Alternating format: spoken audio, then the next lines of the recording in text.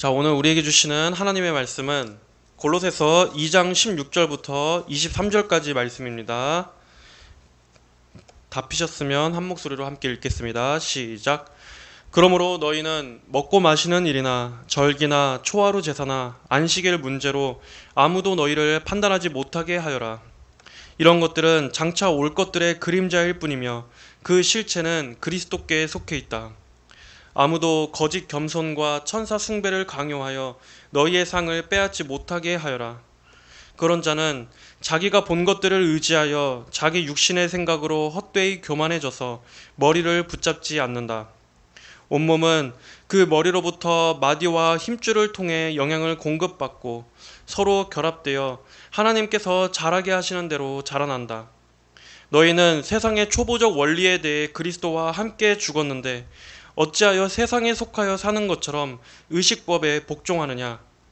곧 붙잡지도 마라, 맛보지도 마라, 손대지도 마라 하는 것이니 이것들은 모두 사용되다가 없어질 것으로서 사람들의 계명과 교훈에 따른 것이다.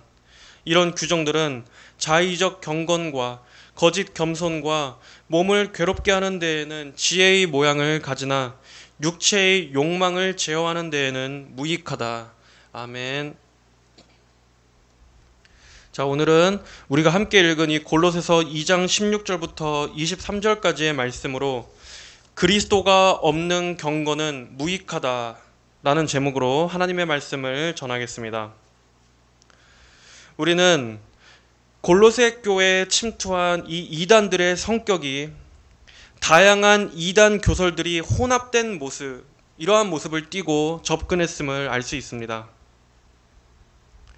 항상 교회를 위협하는 영적 현상들은 어떤 하나의 이단이라고 딱 규정하기 어려울 만큼 그 성격이 복합적이고 미묘하기 때문에 더욱더 주의 깊은 분별력을 요합니다.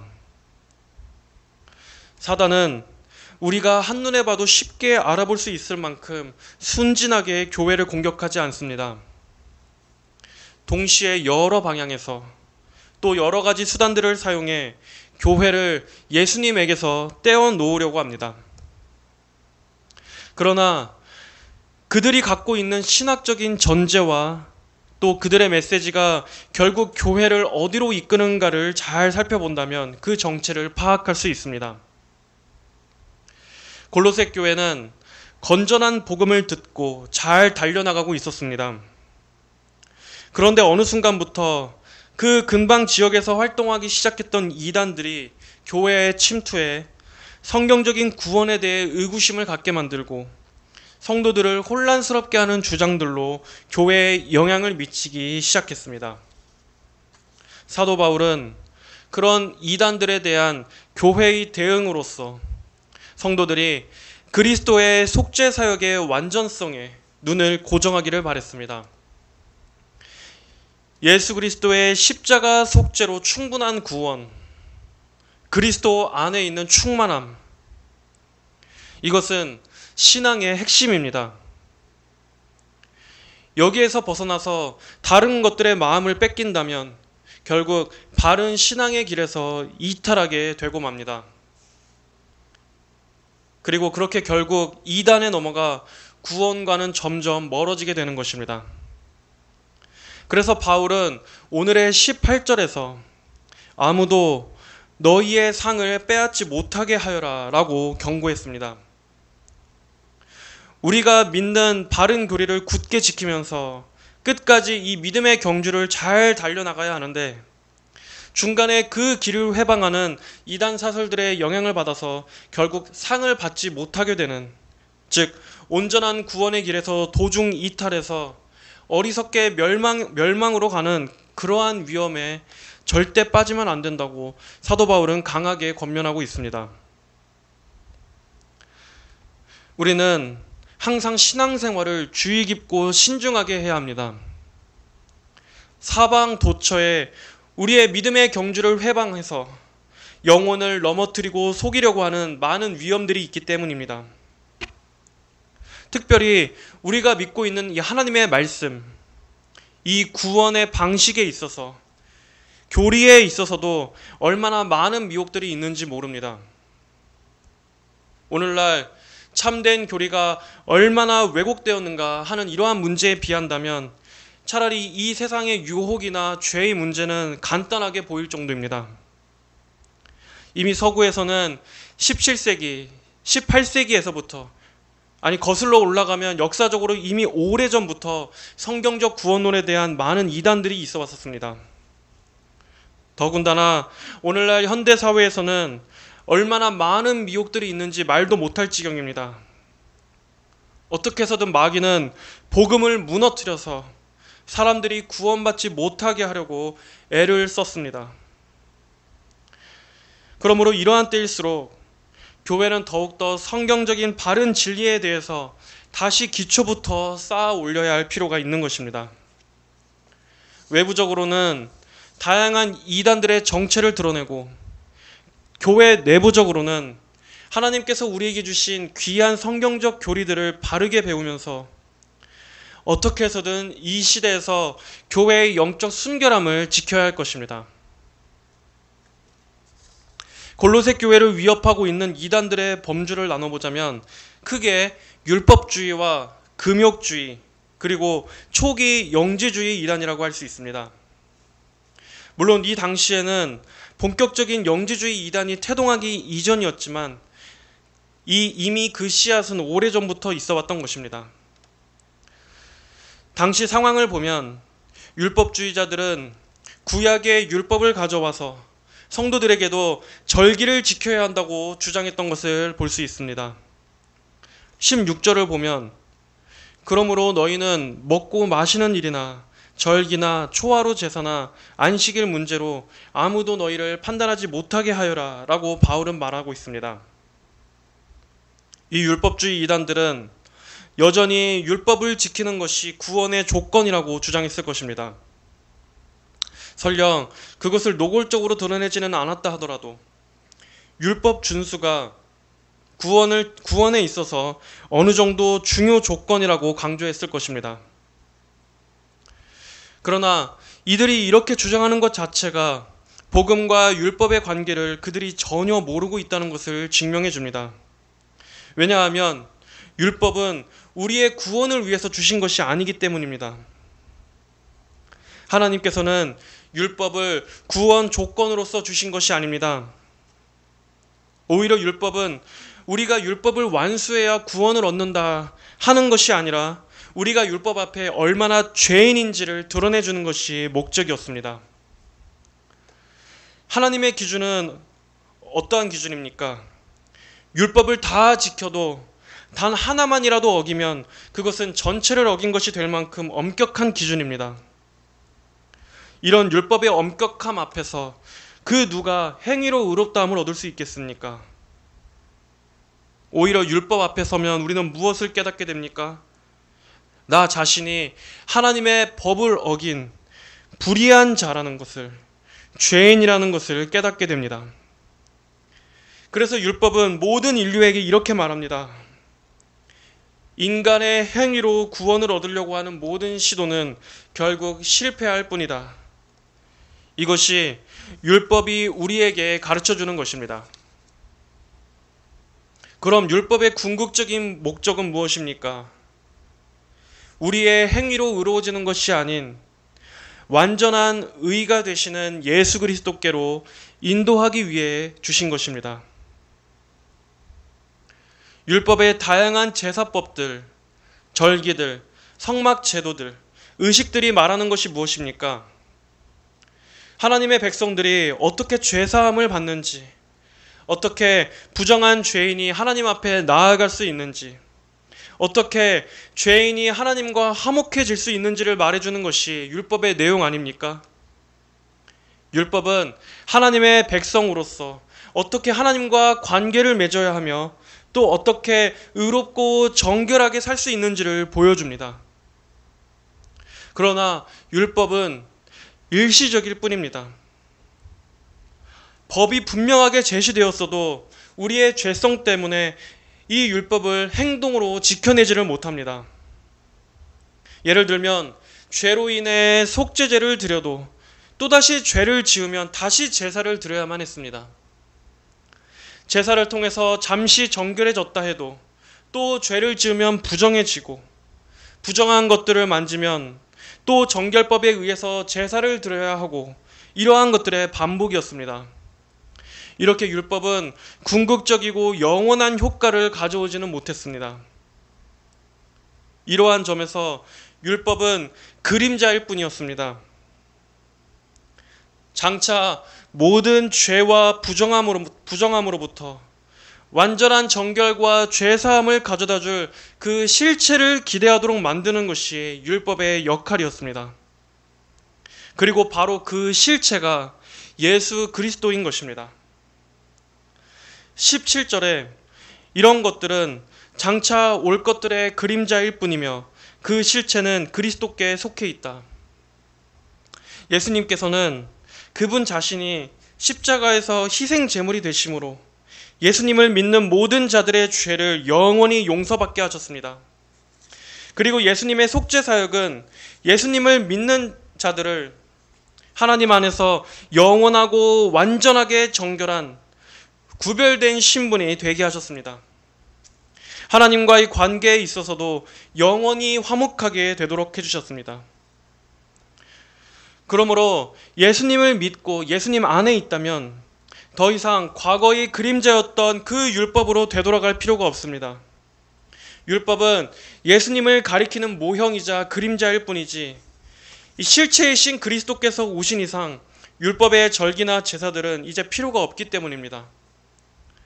그렇기 때문에 골로새 교인들은 율법주의자들의 말에 속을 이유가 없습니다.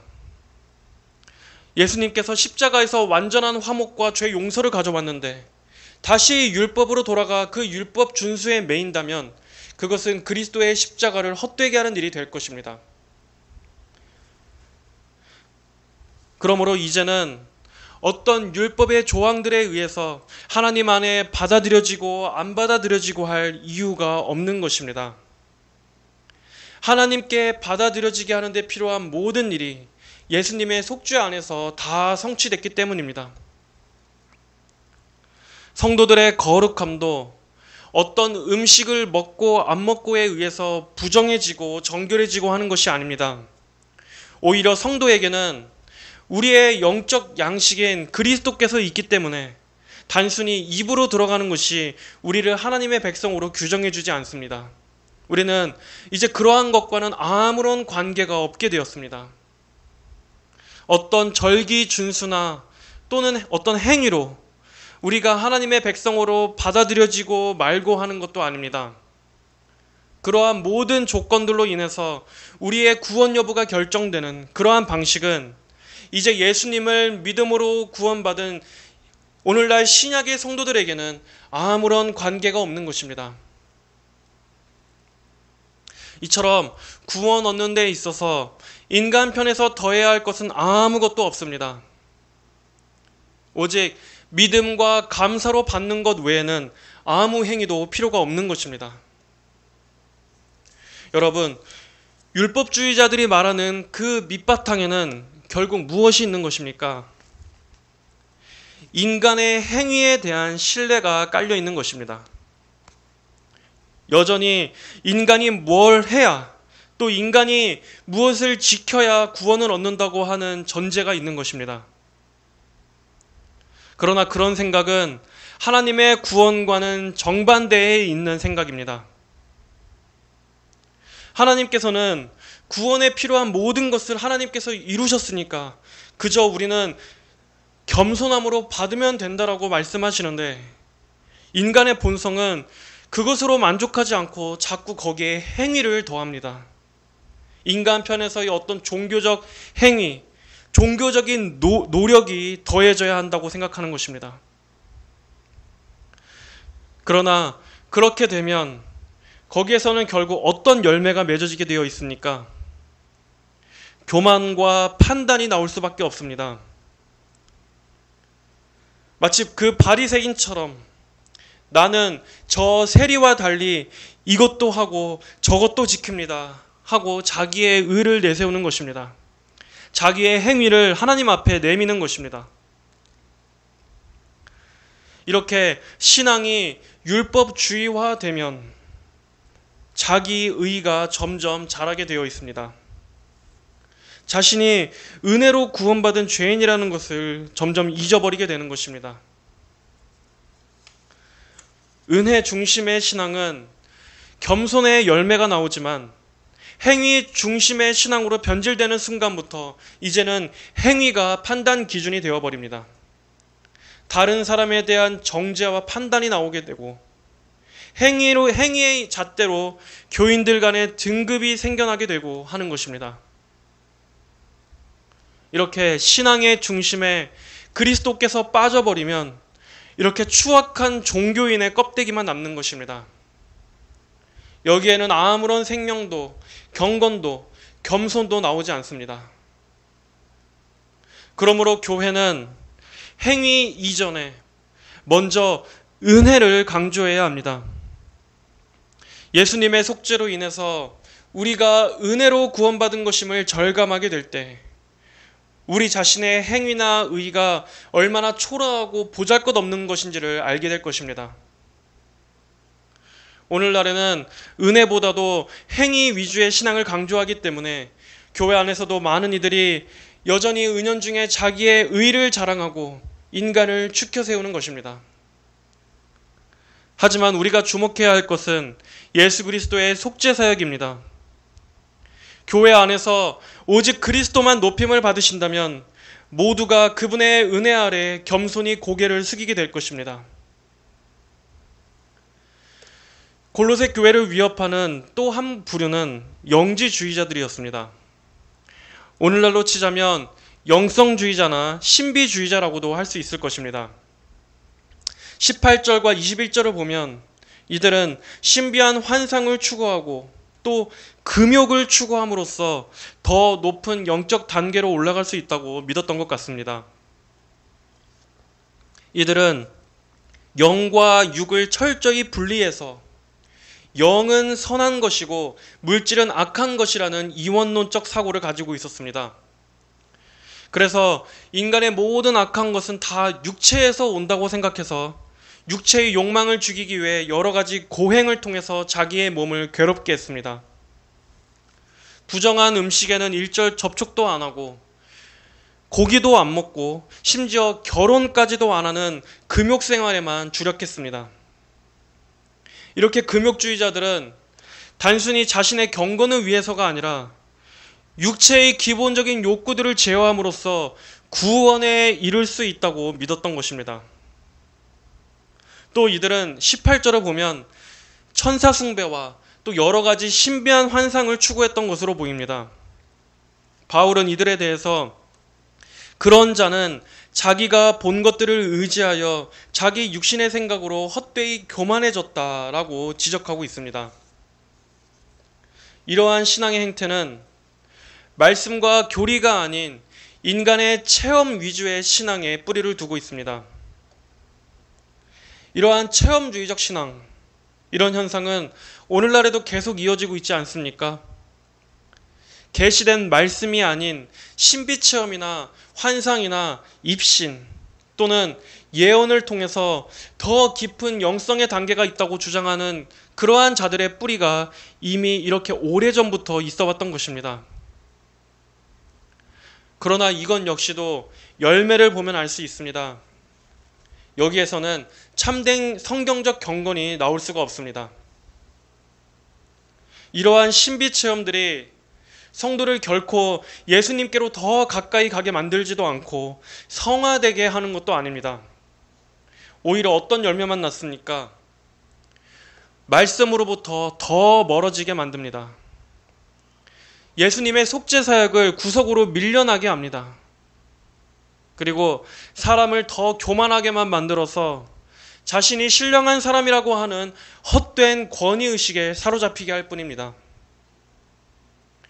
여러분, 성경 어디에 우리더러 이러한 신비체험을 추구하라고 말씀하고 있습니까? 예언을 쫓아다니고 이상한 은사 집회에서 뒹굴고 하는 것들이 성경 어디에 나옵니까? 성경은 철저히 삼위일체 하나님의 영광과 구원 사역을 우리가 교리적으로 건전하게 알고 그 안에서 하나님을 예배하며 말씀을 따라 순결하게 사는 것을 말씀하고 있지, 그 외에 더 높은 신비의 영역을 추구하거나 말씀과는 관계도 없는 이상한 영성을 추구하도록 이끌고 있지 않습니다. 하지만 이런 무리의 신앙은 이렇게 교리를 통해서 하나님을 바르게 알고 하는 이러한 신앙생활들을 굉장히 수준 낮고 육적인 단계에 머문 것으로 여깁니다.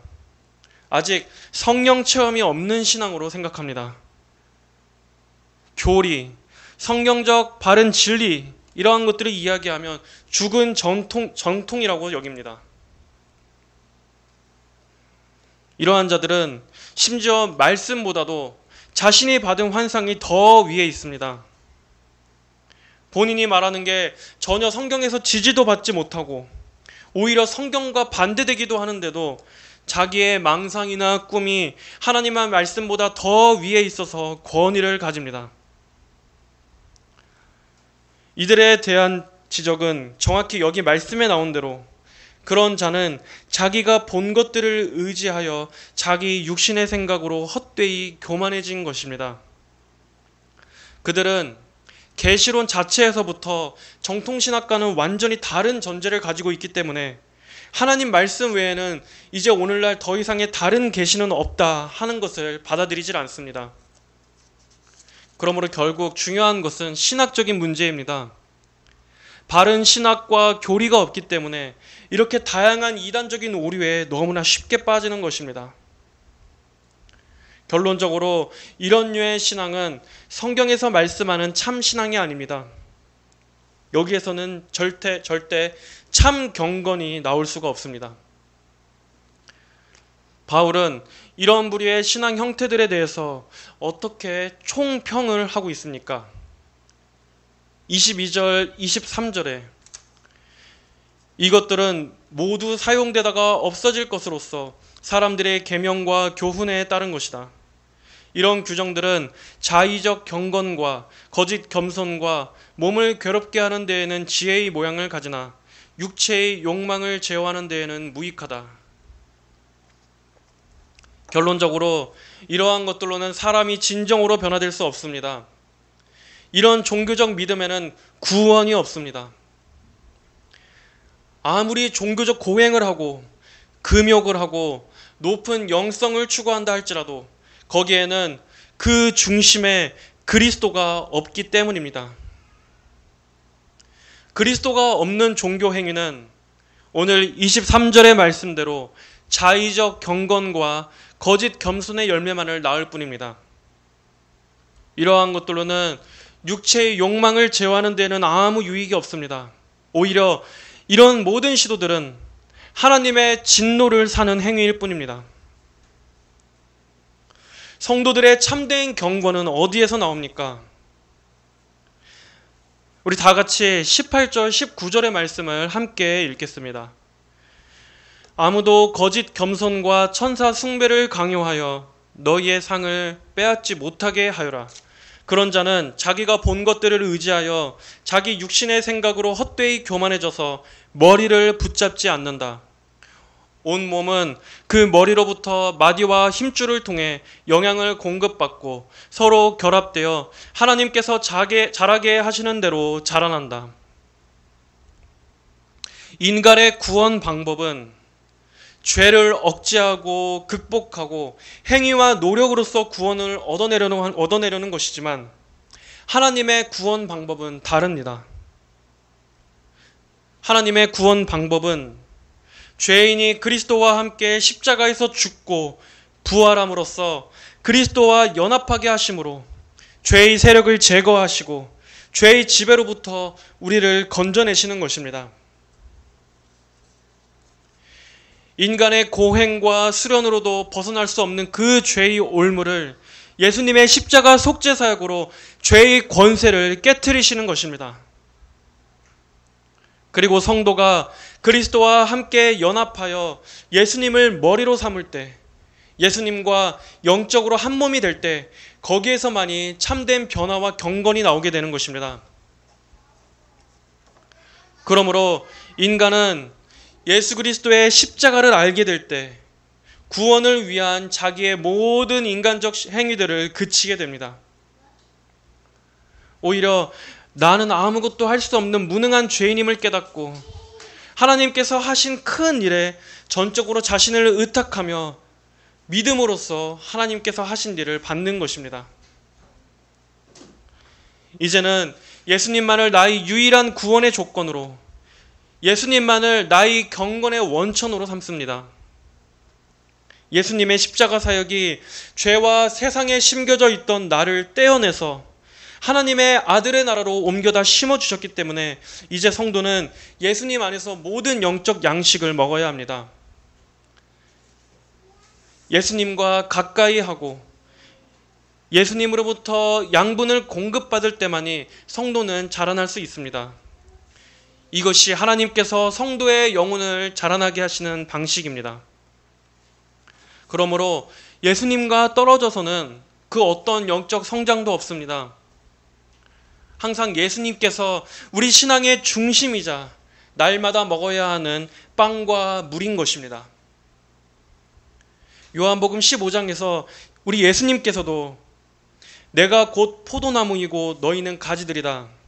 그가 내 안에 거하고 내가 그 안에 거하면 그는 많은 열매를 맺으니 이는 나를 떠나서는 너희가 아무것도 할 수 없기 때문이다. 라고 말씀하셨습니다. 여러분은 여러분의 신앙이 영적으로 더욱더 자라나기를 원하십니까? 영적으로 더 강건해지기를 원하십니까? 그렇다면 예수 그리스도를 묵상하십시오. 예수님과 더 가까워지십시오. 말씀을 통해서 예수님을 더욱 발견하고 알아가십시오. 왜 내 신앙은 이렇게 시간이 지나도 크게 자라지 않고 이렇게 믿음도 약할까라고 생각하십니까? 그렇다면 혹시 여러분이 그리스도를 머리로 붙들고 있는지 점검해 보시길 바랍니다. 종교적인 의무는 형식적으로 행하고 있지만 과연 내가 진정으로 예수님을 머리로 하고 있는지, 그분 안에서 영적인 양분을 얻고 그분 안에서 영적인 양분을 마시고 있는지 곰곰이 생각해 보시길 바랍니다. 만약 그리스도와는 멀리 떨어진 채 다른 데서 영적 성장의 비밀을 찾으려 하고 있다면 그런 시도들은 실패할 것입니다. 참 경건의 능력은 그런 데 있지 않고 그리스도를 중심으로 할 때, 예수님을 머리로 할 때 진정한 성장과 성화가 있는 것입니다. 인간은 언제나 자신의 힘과 노력으로 하나님의 위치에 도전하려고 해왔습니다. 인간 안에 신성이 있다고 믿고 종교적 수행과 수련을 통해서 자신이 높은 영적 경지에 도달할 수 있다고 믿어왔던 것입니다. 그래서 역사상 수많은 영성 훈련법들이 있어 왔습니다. 인간의 내면 안에 있는 영성을 깨우기 위해서입니다. 하지만 인간 안에서는 무엇을 발견할 수 있을 뿐입니까? 영성은커녕 죄성만 발견할 수 있을 뿐입니다. 인간 안에는 거룩함이라는 눈꼽만치도 없는 존재입니다. 인간을 진정으로 거룩하게 하고 참되게 변화시키는 것은 오직 예수 그리스도의 속죄 사역을 통한 성령의 역사뿐입니다. 성령의 역사가 죄인을 거듭나게 하고 하나님의 은혜가 임해서 그 죄인의 본성이 변화될 때만이 진정으로 새 사람이 될 수 있는 것입니다. 그러므로 구원과 성화로의 변화는 인간 속에서부터가 아니라 하나님의 위로부터 부어주시는 은혜로 말미암습니다. 세상 종교는 아래로부터 출발하지만 기독교의 구원은 위로부터 부어지는 것입니다. 죄인이 하나님의 은혜로 회개하고 그리스도의 십자가의 능력을 바라보고 의지할 때, 그리고 육신이 아닌 성령을 따라 성령의 도우심을 구할 때 우리 안에 있는 죄의 강한 욕망들이 약해지고 점점 더 하나님의 거룩한 자녀로서 빚어져 가는 것입니다. 갈라디아서 5장 16절은 말씀합니다. 내가 또 말하는데 너희는 성령을 따라 행하여라. 그러면 결코 육체의 욕심을 이루지 않게 될 것이다.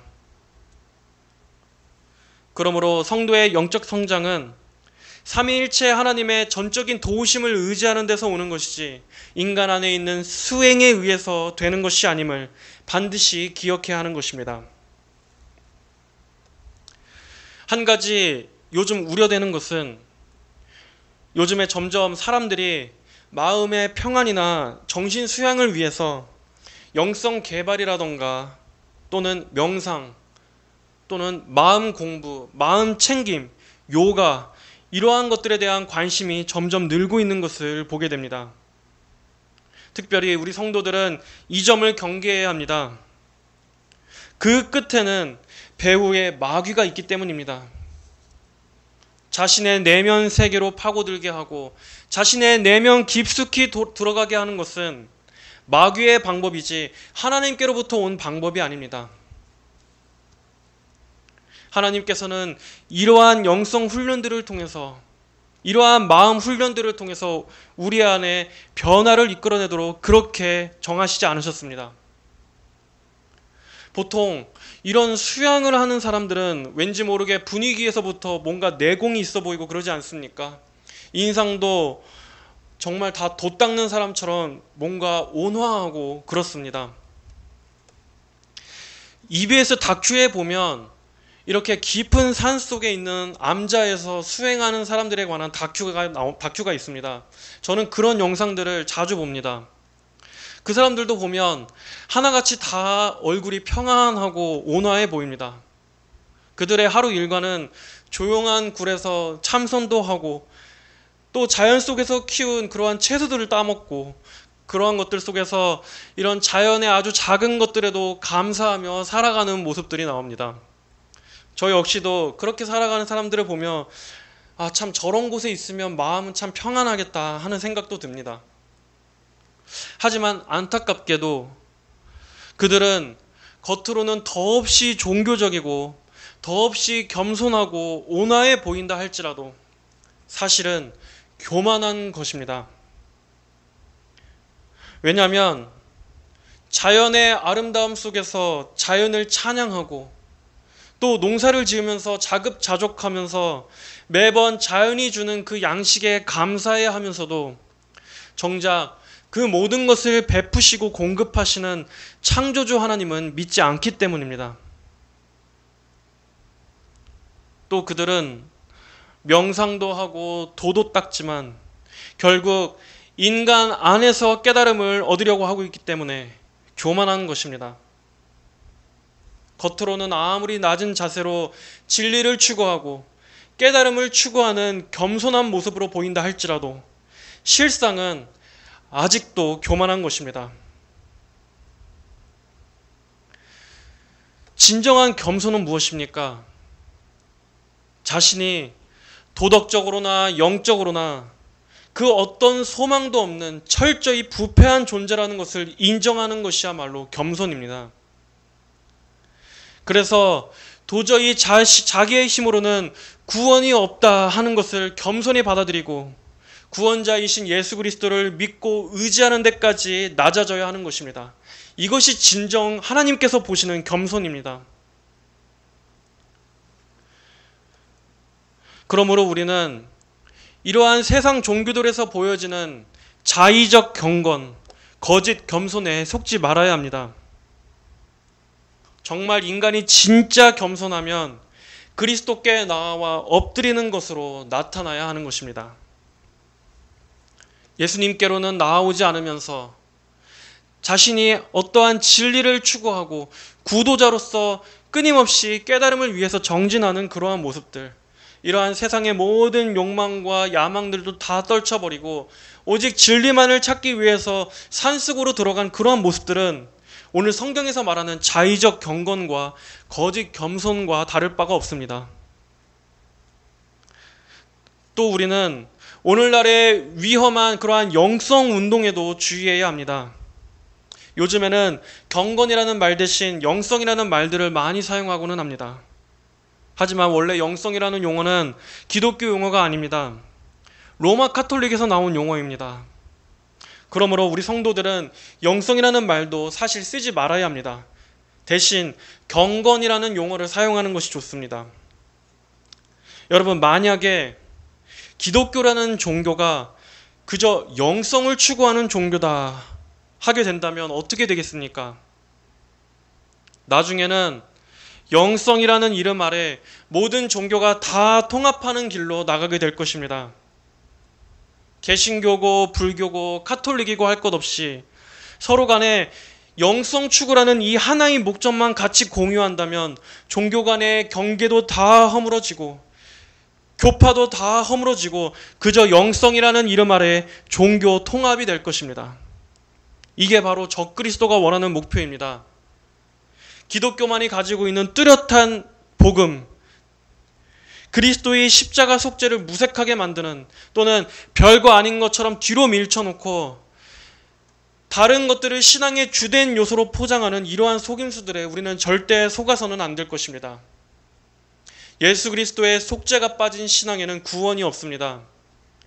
예수님이 없는 신앙에 참된 경건이 나올 수 없습니다.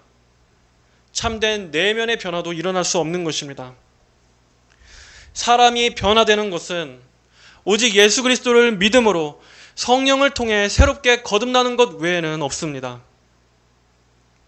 인간을 죄로부터 구원하고 인간의 지정의, 전인격의 변화와 진정한 경건은 오직 예수 그리스도 안에만 있다는 것을 성도 여러분들은 반드시 기억하시고 언제나 그리스도만을, 오직 그리스도만을 머리로 붙드시기를 바랍니다. 우리는 경건과 또 신앙의 성장을 가장한 비진리적인 모든 시도들을 잘 분별하고 그것들을 멀리해서 다시 그리스도 중심적인 신앙, 그리스도를 머리로 붙드는 참 경건, 여기에서 한 발자국도 떠나서는 안 될 것입니다.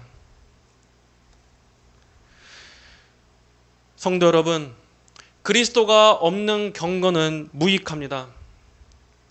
예수님께서만 우리의 모든 것이 되십니다.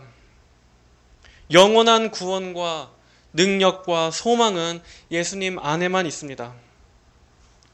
예수님의 완전하신 속죄와 완전하신 성취를 바라보며 예수님을 사랑하시고 예수님을 항상 마음에 품고 모든 영적 자원을 예수님께 구하십시오. 경건의 비밀은 거창하고 특별한 데 있는 것이 아닙니다. 경건의 비밀은 그리스도와의 연합에서 오는 것입니다. 한 주간도 이 사실을 굳게 붙잡으시는 여러분들이 되시기를 주님의 이름으로 축복합니다. 다 함께 기도하겠습니다. 하나님 아버지, 감사합니다. 예수님 외에는 그 어디에도 참된 충만과 경건이 없음을 믿습니다. 오직 그리스도와 함께 죽고 함께 부활하여 저희에게 새 생명을 주셨으니 저희가 오직 예수님께로부터 오는 영혼의 양식만을 먹게 하시고 그것으로 충족하게 하여 주시옵소서. 그리스도를 떠나서 다른 신비적인 것이나 또한 그러한 높은 영성을 추구한다고 하는 그러한 거짓된 경건에 속지 않게 하여 주시고 오직 예수 그리스도만을 머리로 하여 예수님께서 주시는 그러한 정말 참되고 바른 영혼의 양식만을 추구하며 살아가게 하여 주시옵소서. 날마다 그리스도를 가까이 하고 사랑하는 저희 모든 성도들이 되게 하여 주시옵소서. 감사하며 살아계신 우리 주 예수님의 이름으로 기도합니다. 아멘.